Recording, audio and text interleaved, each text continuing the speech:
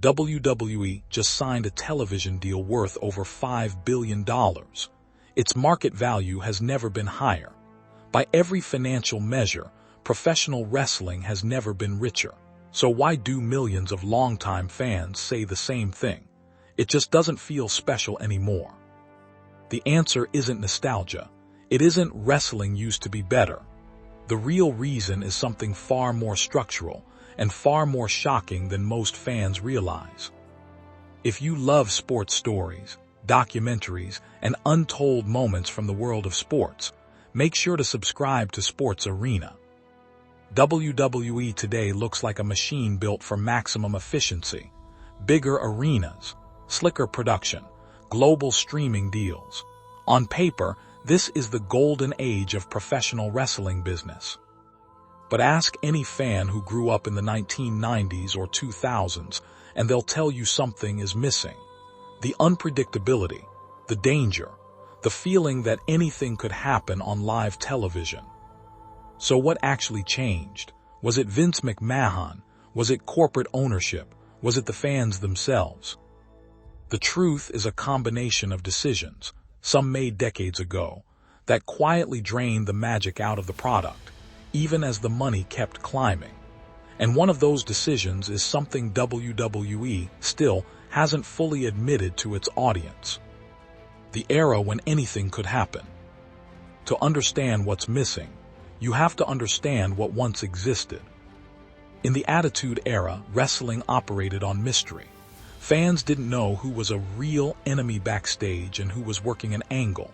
Storylines bled into reality. Wrestlers got fired for real, or so it seemed. Contracts were rumored to expire live on air. The line between scripted and unscripted was deliberately blurred, and that blur was the entire product. Kayfabe, the industry term for maintaining the illusion, wasn't just a performance style. It was the business model. Fans paid to believe, even when they suspected it wasn't fully real. But this was only the beginning of the shift. The internet killed the mystery.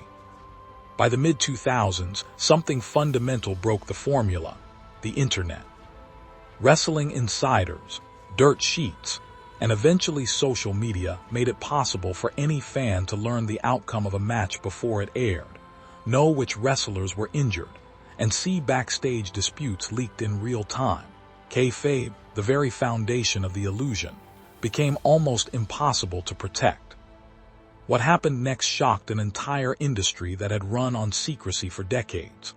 Once fans could Google a script leak in seconds, WWE had to make a choice: lean into transparency or double down on control. It chose control. Almost nobody outside the company understood how much this decision would cost creatively in the years that followed. The PG shift and the cost of safety. In 2008, WWE officially rebranded itself as PG-rated programming. The reasoning was sound on paper: broader advertiser appeal, family-friendly branding, protection from congressional scrutiny after real-life tragedies involving former wrestlers. It was a business decision, built on genuine risk management. But the creative cost was massive. Edgy storylines were softened. Violence was toned down. The unpredictable, adult-oriented chaos that defined the previous era was replaced by something safer, and to many longtime fans, blander. Ratings didn't collapse immediately, but the erosion had begun. Slowly, WWE was optimizing for advertisers and shareholders over the raw unpredictability that made fans obsessed in the first place. Do you think this decision changed wrestling forever? Let us know in the comments. Centralized creative control. For years, one man approved almost every word spoken on WWE programming: Vince McMahon. Wrestlers have publicly described scripts rewritten minutes before air, promos changed on the fly, and creative decisions made from a single office with almost no room for organic storytelling. This centralized control created something dangerous for long-term storytelling: consistency without soul. Matches were booked to protect the business model, not necessarily to build compelling narratives. Talents with enormous grassroots popularity were sometimes buried in the card if they didn't fit the vision from the top. Yet the real disaster hadn't fully arrived, because while WWE tightened creative control internally, a new threat was quietly forming outside the company. The competition comes back. For nearly 2 decades, WWE had no real competitor. Not since WCW folded in 2000, and one had there been a promotion capable of pulling top talent or media attention away from WWE. Then, in 2019, All Elite Wrestling launched, backed by billionaire ownership, and stocked with wrestlers who felt creatively suffocated inside WWE's system. Suddenly, wrestlers had leverage again. Suddenly, there was somewhere else to go. The real reason WWE's product started shifting again remained hidden from most fans for years. It wasn't creative inspiration. It was fear of losing talent to a rival. Months later, contracts were restructured. Storylines got sharper. Some of the old unpredictability crept back in. But by then, an entire generation of fans had already tuned out. The streaming money machine. Here's the part almost nobody talks about. WWE has never been more financially dominant than it is right now. The company's move to Netflix for Raw, combined with continued deals for SmackDown and premium live events, secured a media rights valuation in the billions. WWE's parent company, TKO Group, formed from a merger with UFC under Endeavor, turned professional wrestling into one of the most valuable live content properties in entertainment.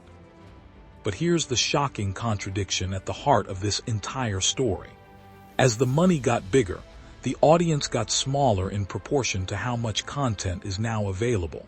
Weekly episodic television, monthly premium events, constant streaming saturation. The product is now engineered for consistent revenue, not manufactured scarcity. In the old days, WrestleMania felt like an event because wrestling itself felt scarce. Now, with year-round content, no single show can carry that same weight. What used to feel special now feels routine, because the business intentionally made it routine.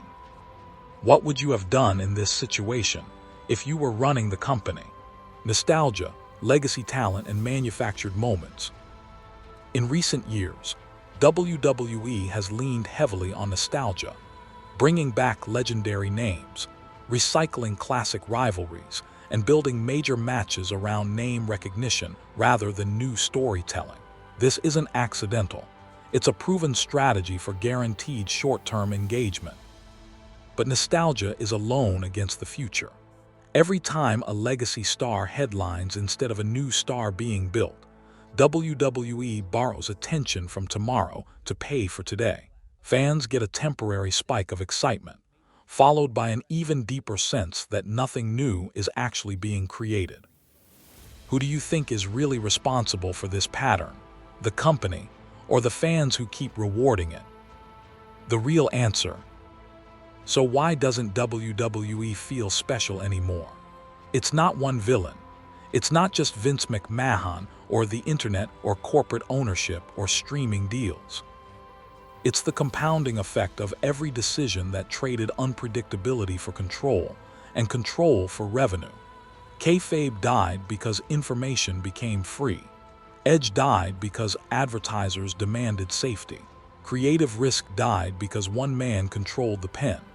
Competition forced temporary change, but by then habits were locked in. And now, in the streaming era, scarcity itself, the single ingredient that made wrestling feel like must-see television, has been engineered out of the business model entirely. WWE didn't lose its magic by accident. It traded that magic piece by piece for financial predictability. And it worked. The company has never been wealthier, but wealth and wonder turned out to be two very different things. If you're enjoying this story so far, don't forget to subscribe, because we break down the business and history behind the biggest names in sports every single week. WWE's story isn't a tragedy. It's a case study in what happens when a business built on illusion has to survive in an age of total transparency and chooses profit predictability over creative risk again and again. The company that once thrived on fans not knowing what would happen next is now one of the most financially predictable entertainment businesses on the planet. That predictability built a $5 billion empire. It also quietly built the very thing longtime fans keep mourning. Would this business even still exist today if it hadn't made those trade-offs? Maybe not. But would it still feel special? That's the question worth sitting with. Let us know in the comments. What year do you think WWE stopped feeling like must-see television for you, and why? Subscribe to Sports Arena for more incredible sports stories, rise and fall documentaries, business breakdowns, and untold moments from the world of sports. Next time, we're breaking down another empire that almost collapsed.